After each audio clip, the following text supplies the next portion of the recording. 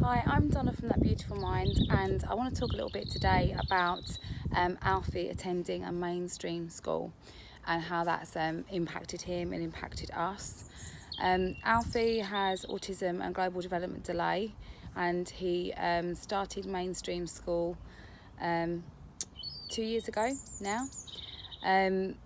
It was a really tough decision to make. We were torn for just so long. Should he go to special needs school? Should he go to mainstream? Top concern was bullying at mainstream, if I'm honest. We've all experienced it, even being sort of neurotypical. We've experienced it at school. A lot of us have experienced bullying or seen it ourselves, especially with those children growing up that did have additional needs. So we're very aware of what could happen at school. So that was my biggest fear of Alfie going to mainstream school. I was dead against it. His dad was dead against him going to special needs school, based on the fact that there didn't seem to be one that fitted our exact needs. There are either schools in our area that were suitable for the more severe end of the spectrum, or schools that were catering straight across the board, and we knew Alfie would not have been comfortable there. So after much sort of soul searching, I went to Alfie's therapist at the time and asked their advice. They were really good, and they said to us that we should just put Alfie in the school that best suits his needs for right now, because with a child with any sort of learning difficulties, autism or any additional needs, you just don't know what stage they're going to be at in a year from now, and their needs are always going to be changing and they're always going to be developing. So find the right fit for the school right now, this moment. That was obviously when he was just about to turn 5. So we did. So we found a mainstream school that for that moment, at that time, with that teacher, we knew would suit his needs. We were very lucky. Alfie was diagnosed so early, and we had a healthcare plan, a full healthcare plan, educational healthcare plan in place by the time that Alfie attended mainstream. Now, I'll do another video on how we managed to get that healthcare plan and our journey to getting that, and I'll pop the links below. But we started school with a full healthcare plan. That meant that Alfie had access to a full one-to-one key worker, so for full time. If it hadn't have been for that fact, I don't think I could have sent Alfie to a mainstream school, purely because of the fears that I had surrounding it. And they were warranted fears. That, you know, it's not they're just a nervous mum thing, not wanting your child to go to school. It's one thing sending a young child to school. Alfie's my 4th child. I have 5 children, so I understand. But it's a complete different just scenario when you're handing over a vulnerable child.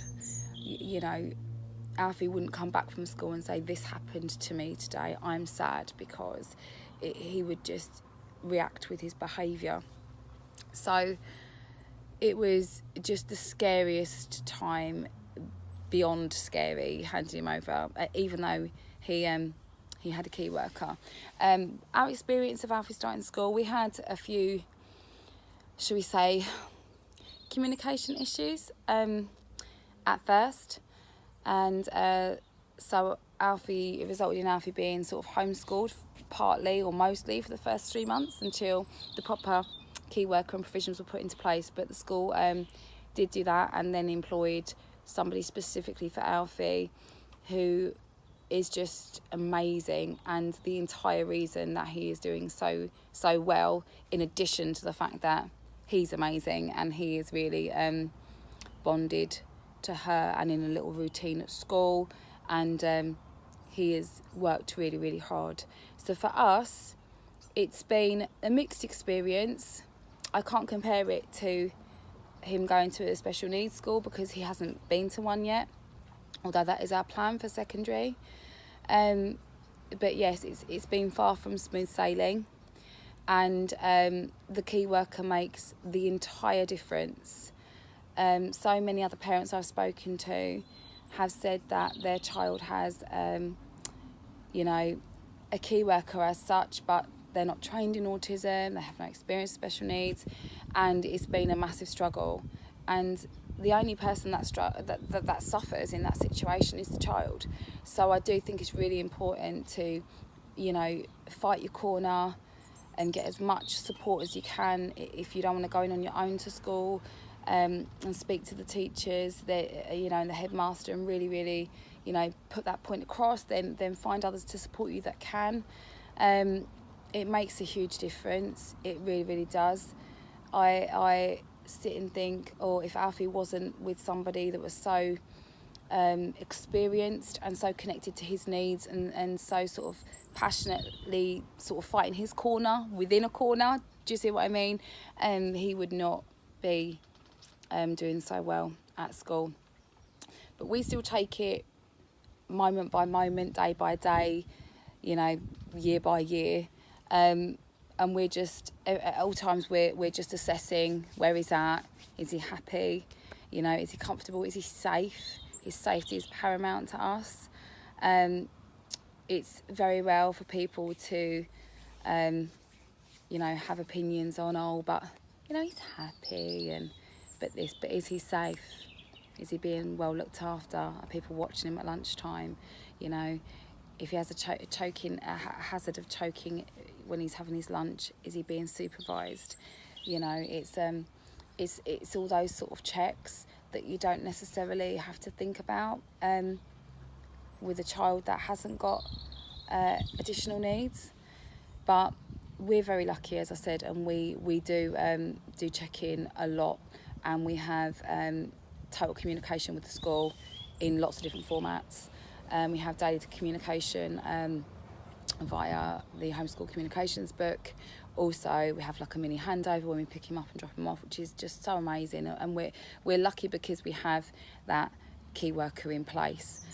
So my advice to anybody out there is, if you're going to go and assess a school for your children's needs, go with your gut instinct and what's going to suit them right then and there, because that doesn't necessarily mean that in this time in a year or 2 years, they're not stuck there forever. If their needs change, then you can change, and the school can change. Make sure that there's a school that's flexible. So, you know, make sure you meet the headmaster, find out their policies, find out if they are flexible. You know, if Alfie's having a really bad day and he's been up all night, there's some mornings he just can't go to school, and that's something that you know, the school's very aware of. Make sure that they're positive about the communication side of it. If you hear a school ever say, but the teachers haven't got time to fill in a communications book, or actually we haven't got time for a handover, you know, ask those questions. If the answers are all excuses, then I would honestly look to a different school. These are just our experiences. This is just my advice. Obviously, you've got to do what's best for your child. But if you need any more help, you need any more pointers, I have done some articles on this, and I will be doing some more videos. So just subscribe and follow this page. Thank you.